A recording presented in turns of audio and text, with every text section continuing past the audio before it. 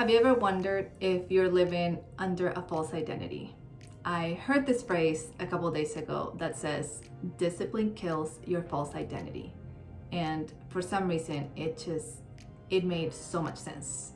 The way I interpret it is that since I know there's so much more that I want to do and so many things, like I want to become this other person, but since I'm not living that person right now, this identity is not my real one.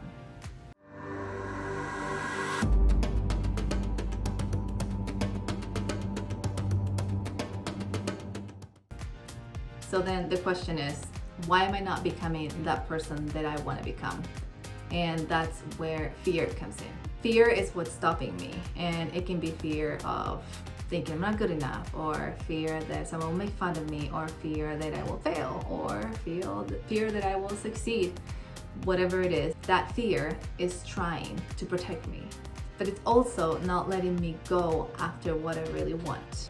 And fear is trying to protect me, but it's also not letting me go after what I really want. I am hiding behind an identity that I've created to protect myself. So what's the solution to this problem? Now, this is where discipline comes in. Discipline doesn't care about any excuses. Doesn't care if I'm tired, or if I'm feeling lazy, or if I don't have any time, or any excuse that I can come up with. The only thing that discipline cares about is about getting the task ahead done. Committing to discipline is taking a stand against any fears or doubts. So how can I develop discipline in my life? Here I have some strategies that can help me and hopefully you to make sure that we get the things that we need to get done. The first one is to find an accountability partner. So basically, you can find a friend and ask them to help keep you on track. You can share with them your timelines, your goals, and then they can help make sure that you're actually doing what you say you're going to do. The second strategy is to use incentives. So now maybe you tell your friend, hey, if I don't do this thing by this time, I will give you $100 or however much money you want to commit to.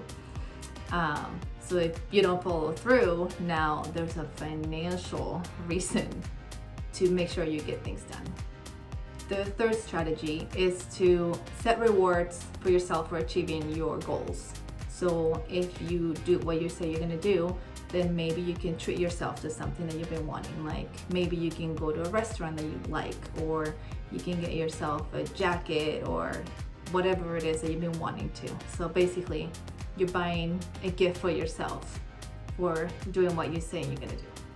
The fourth strategy is to remind yourself daily of the commitment that you have made to yourself. The fifth strategy is to face the consequences. So you can write down on a piece of paper or on your phone, what will happen if you don't do what you say you're gonna do. So if you have a goal and you don't achieve that goal, what's gonna happen to you? What's gonna happen in your life? Are you gonna stay the same? Like, what are the consequences? So then whenever you feel like you don't feel like doing something, or you're too tired, or you just want to quit, read it, and that can give you an incentive to keep going. Okay, the sixth strategy is to visualize your success. So this time on a piece of paper, write down what is the final achievement, like what is the big goal, what's going to happen in your life if you stick with a commitment and you do everything you say you're going to do. What is the result? Then when again you're feeling down or not feeling like going on, just read it, and that will give you the extra push to keep going. And the last strategy, number 7, is to remember that on the other side of fear is power. Once you start seeing what happens in your life when you achieve all your goals, every little step, you're gonna start feeling invincible. Now, something that's really important to remember is that there will be setbacks, and that's inevitable, and that's okay. Because what matters the most is that we are trying and we're giving it our best, and we can learn from any setbacks. Any setback can help us figure out a better way to do what we're doing. And another thing that's really important is to practice self-compassion. Be kind to yourself because mistakes happen and that's okay. Everything is a lesson and that we can learn from, and then we can continue, and eventually we're gonna achieve our goals. The only thing we have to do is just keep trying. Also, celebrate your wins. Every little achievement is a step closer to the real you. Lastly, remember that fear won't go away, but you can make it through the fear. Also, trust the process. Try to enjoy it as much as you can. And remember that eventually you will be able to live your life as who you know you truly are inside. And that inside is not going to be hiding from fear anymore. Thank you so much for watching this video. I hope it helps, and I hope that at least it sparks your curiosity about this topic. Please give it a thumbs up, and if you know someone that can benefit from it, please share it with them.